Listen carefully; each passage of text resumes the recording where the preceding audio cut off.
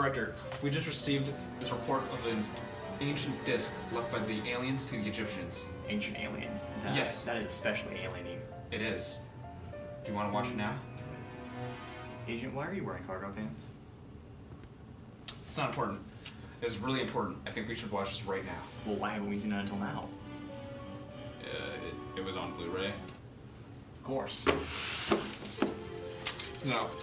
Again, I do believe that this was left in order to direct future Egyptians on how to build the pyramids, because we all know the aliens built those. Of course, and Stonehenge.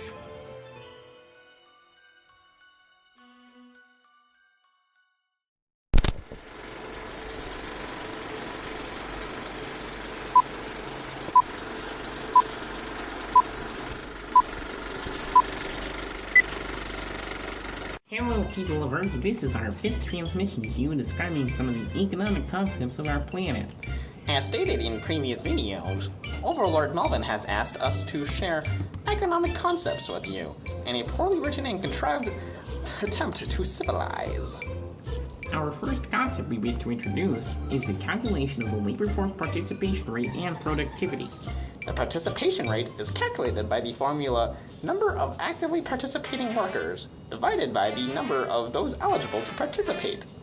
Our planet, of course, has zero unemployment as the unemployed are executed. Labor productivity is simply how much of a good or service is produced in an hour.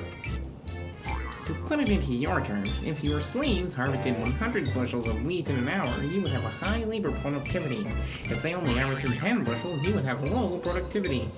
The productivity can be affected by a variety of factors, including skills and qualifications, technological progress, rules and regulations, capacity utilization, and even simply morale.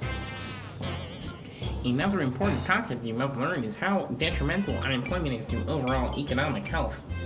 It can cause a leftward shift in your production possibilities curve, which we covered in a previous video. Rate of unemployment can be calculated by number of unemployed over the number of employed plus unemployed. Now that you may be wondering, how do you determine if someone is unemployed? Here we have listed criteria that qualify someone for execution. If they are 16 years of age or older without a job, not actively engaged in unemployment, were able to have a job within the last 4 weeks, or didn't make an effort to search for a job in the last 4 weeks. Inflation is also a real issue that we on our planet have solved tenfold.